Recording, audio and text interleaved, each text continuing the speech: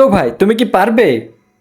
On ক্লিকে যে কোনো ধরনের ভিডিওর ব্যাকগ্রাউন্ড চেঞ্জ করতে এবং সামনের টেক্সটকে পিছনে নিয়ে যেতে? চলো তাহলে শিখে নেওয়া যাক কিভাবে করবে। তার আগে পেজটিকে ফলো করে রিলটিকে সেভ করে নাও যেন ভিডিওটি হারিয়ে না যায়। সর্বপ্রথম ক্যাপকাটটিকে ওপেন করে একটি ভিডিও ইম্পোর্ট করে নাও এবং তোমার ভিডিওটাই যতটা তোমার ভিডিওর প্রয়োজন ততটা রেখে বাদবাকিগুলো কেটে ডিলিট করে দাও এবং ভিডিওটিতে ক্লিক করে নিচে দেখো একটি ডুপ্লিকেট বলে অপশন আছে, সেই অপশনটিতে ক্লিক করো এবং সেটিকে ডুপ্লিকেট করে নাও এবং এই ডুপ্লিকেটটিকে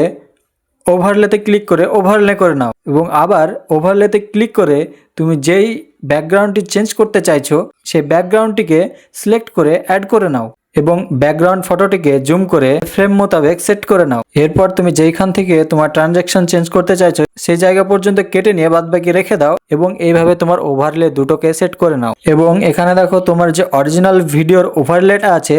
সেটি তুমি চাপ দিয়ে ধরো এবং নিচে নিয়ে চলে এসো এবং তোমার যেই ব্যাকগ্রাউন্ডের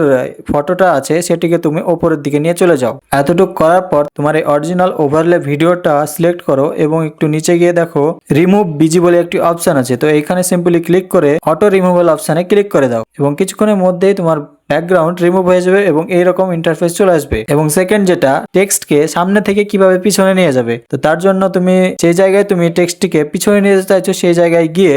একটি টেক্সট অ্যাড করে নাও এবং তোমার পছন্দ মতো ইফেক্ট এবং তোমার পছন্দ মতো সবকিছু সেট করে নাও এবং যেখানে তোমার টেক্সটটিকে পিছনে নিয়ে যেতে চাইছো সেইখানে কেটে নিয়ে ক্লিপ করে নাও এবং যে টেক্সটটিকে তুমি পিছনে নিয়ে যেতে চাইছো সেটিতে ক্লিক করো এবং একটু নিচে স্ক্রল করে দেখো লেয়ার বলে একটি অপশন আছে, সেইখানে সিম্পলি ক্লিক করো এবং টেক্সটটিকে হালকা হালকা চাপ দিয়ে